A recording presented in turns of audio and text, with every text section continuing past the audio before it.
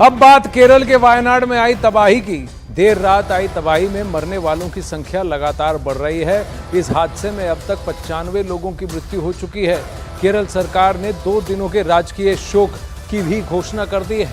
कल रात भारी बारिश के बाद जमीन खिसकने से वायनाड में बहुत बड़ा हादसा हो गया था। बताया गया कि वायनाड के मेपाड़ी में से ऐसी तबाही आई कि किसी को भी संभलने का अवसर तक नहीं मिला।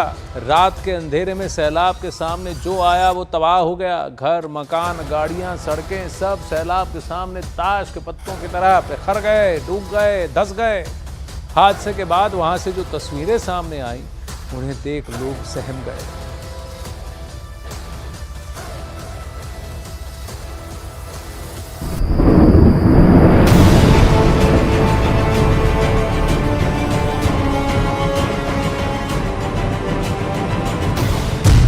कुदरत के कोप से कांप उठा Kerala.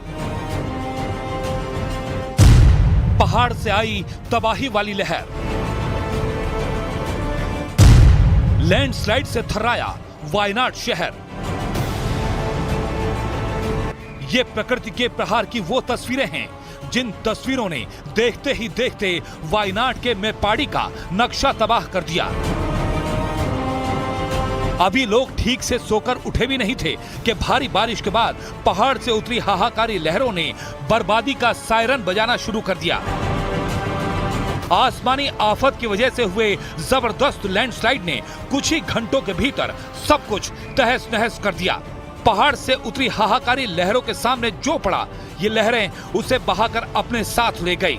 Directed the force and NDRF to reach there for immediate this rescue actions. They already moved, and from Kerala and outside Kerala, South India, these all forces are alerted, and I think the NDRF team from other state also moved already, and Air Force might have reached there now, and Navy and Army also reaching there.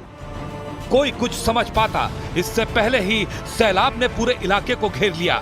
न सैलाब की जद में आने वाले इंसान बचे और न इंसानों द्वारा बनाई गई कोई इमारत। एक झटके में सैलाब और लैंडस्लाइड ने सब कुछ लील लिया।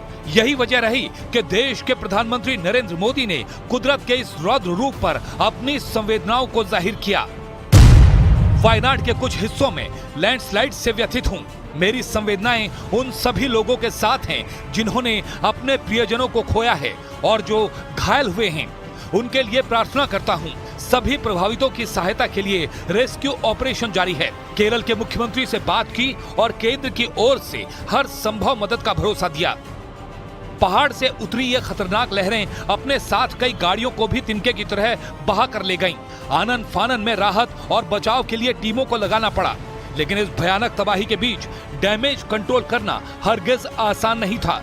लेकिन जितना हो सकता था उतनी मदद लोगों तक तुरंत पहुंचाने की कोशिश की गई। इस दौरान सैलाब के बीच में फंसे कई लोगों को रेस्क्यू किया गया और उन्हें सुरक्षित ठिकानों तक पहुंचाया गया।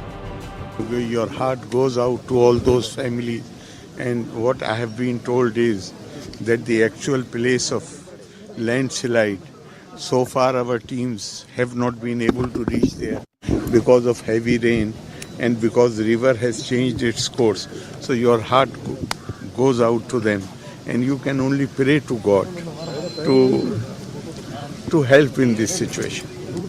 At this point of time, the government of Kerala is trying its level best to reach out to people and save the people, and whatever possible from the part of the state government, they are